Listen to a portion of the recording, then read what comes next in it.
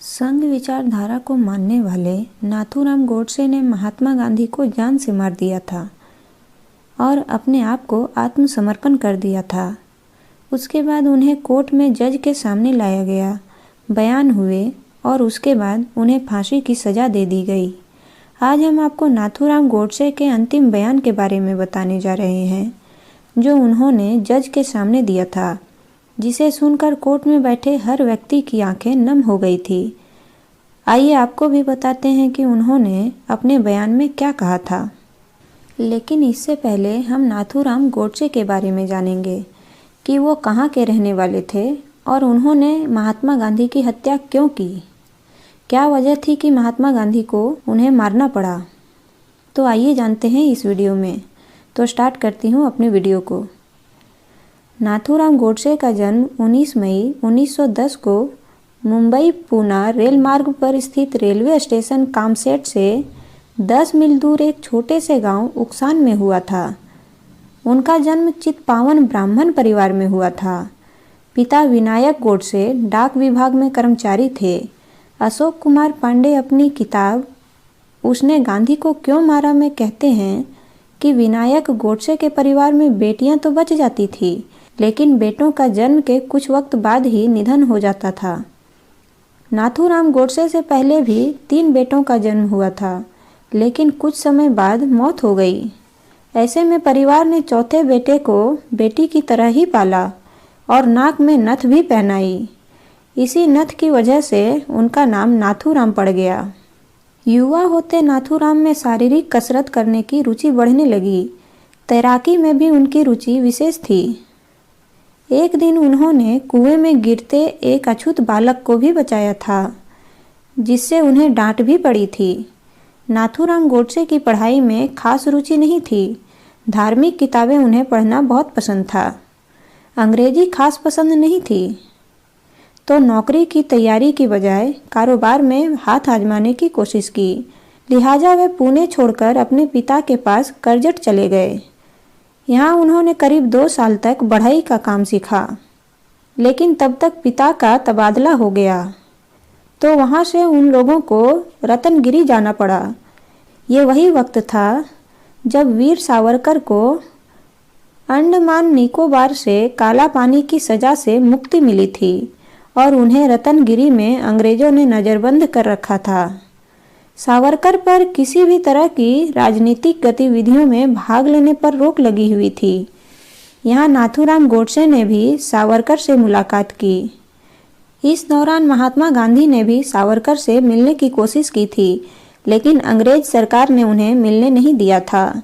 सावरकर उस वक्त अपने हिंदू विचारों की वजह से पूरे महाराष्ट्र में प्रसिद्ध थे। सावरकर से मुलाकात के बाद गोडसे भी उनसे प्रभावित हुए। 2 साल बाद पिता रिटायर हो गए, तो गोडसे रतनगिरी से सांगली चले गए। यहाँ उन्होंने सिलाई का काम सीखा और कपड़ों की दुकान खोली। परिवार शादी ब्याह का दबाव डाल रहा था, लेकिन गोडसे की उसमें कोई रुचि नहीं थी। इसी बीच हिंदू संगठनों की शाखा सांगली में भी खुली। नाथूराम गोडसे भी इस शाखा से जुड़े। साल 1938 में हिंदू महासभा ने हैदराबाद में विरोध जुलूस निकाला, तो उसमें गिरफ्तार होने वालों में गोडसे भी एक थे। गोडसे को करीब 1 साल जेल में रहने के बाद रिहा किया गया। तब तक दूसरा विश्व युद्ध शुरू हो चुका था। जिन्ना की पाकिस्तान की मांग भी तेज हो रही थी। साल 1944 में अग्रणी नाम का मराठी अखबार निकालना शुरू किया। अपने उग्र स्वरों के बावजूद इस अखबार को कोई खास कामयाबी नहीं मिली और 1946 में जब बॉम्बे प्रांत में कांग्रेस की सरकार बनी, तो इस अखबार पर प्रतिबंध लगा दिया गया। जब अग्रणी पर प्रतिबंध लगा, तो अगले ही दिन हिंदू राष्ट्र के नाम से नया अखबार निकाला गया। इस वक्त तक विभाजन की आग भड़क चुकी थी। देश में सांप्रदायिक तौर पर ध्रुवीकरण हो रहा था। लिहाजा हिंदू राष्ट्र अखबार को भी काफ़ी कामयाबी मिली। बड़ी संख्या में लोग इस अखबार को वित्तीय सपोर्ट कर रहे थे। इस अखबार का आखिरी बार प्रकाशन 31 जनवरी 1948 यानी कि गांधी जी की हत्या के अगले दिन तक ही हुआ। इस दिन के बाद नाथूराम गोडसे का सफर भी कोर्ट के कटघरे से लेकर जेल की चारदीवारी होते हुए फांसी के फंदे तक पहुंच गया। संघ विचारधारा को मानने वाले नाथूराम गोडसे ने महात्मा गांधी को जान से मार दिया था और अपने आप को आत्मसमर्पण कर दिया था। उसके बाद उन्हें कोर्ट में जज के सामने लाया गया, बयान हुए और उसके बाद उन्हें फांसी की सज़ा दे दी गई। आज हम आपको नाथूराम गोडसे के अंतिम बयान के बारे में बताने जा रहे हैं जो उन्होंने जज के सामने दिया था। तो नाथूराम गोडसे का वो अंतिम बयान ये है कि सम्मान, कर्तव्य और अपने देशवासियों के प्रति प्यार कभी कभी हमें अहिंसा के सिद्धांत से हटने के लिए बाध्य कर देता है। मैं कभी यह नहीं मान सकता कि किसी आक्रामक का सशस्त्र प्रतिरोध करना कभी गलत या अन्यायपूर्ण भी हो सकता है।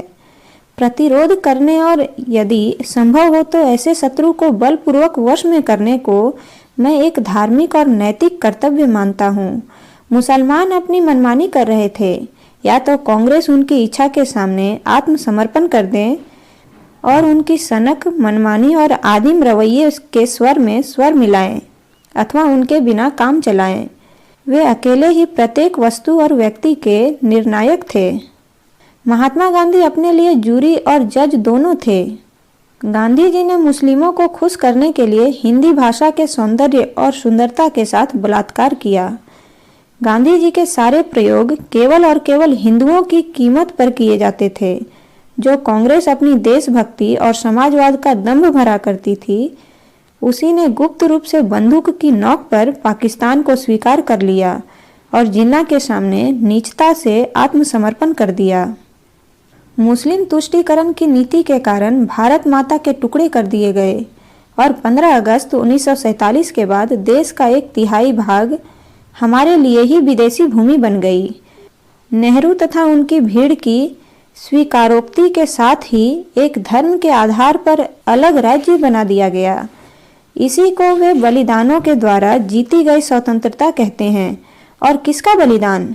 जब कांग्रेस के शीर्ष नेताओं ने गांधी जी के सहमति से इस देश को काट डाला जिसे हम पूजा की वस्तु मानते हैं, तो मेरा मस्तिष्क भयंकर क्रोध से भर गया। मैं साहस पूर्वक कहता हूँ कि गांधी अपने कर्तव्य में असफल हो गए। उन्होंने स्वयं को पाकिस्तान का पिता होना सिद्ध किया। मैं कहता हूँ कि मेरी गोलियाँ एक ऐसे व्यक्ति पर चलाई गई थी जिसकी नीतियों और कार्यों से करोड़ों हिंदुओं को केवल बर्बादी और विनाश ही मिला। ऐसी कोई कानूनी प्रक्रिया नहीं थी जिसके द्वारा उस अपराधी को सजा दिलाई जा सके। इसीलिए मैंने इस घातक रास्ते का अनुसरण किया। मैं अपने लिए माफ़ी की गुजारिश नहीं करूँगा। जो मैंने किया उस पर मुझे गर्व है। मुझे कोई संदेह नहीं है। इतिहास के ईमानदार लेखक मेरे कार्य का वजन तोलकर भविष्य में किसी दिन इसका सही मूल्यांकन करेंगे। जब तक सिंधु नदी भारत के ध्वज के नीचे से ना बहे तब तक मेरी अस्थियों का विसर्जन मत करना। तो ये था नाथूराम गोडसे का अंतिम बयान जो उन्होंने कोर्ट में जज के सामने रखा था। और इसी के साथ अपनी वीडियो को समाप्त करती हूँ। वीडियो कैसा लगे कमेंट बॉक्स पर ज़रूर बताएं और वीडियो को लाइक ज़रूर करें। तब तक के लिए बाय बाय।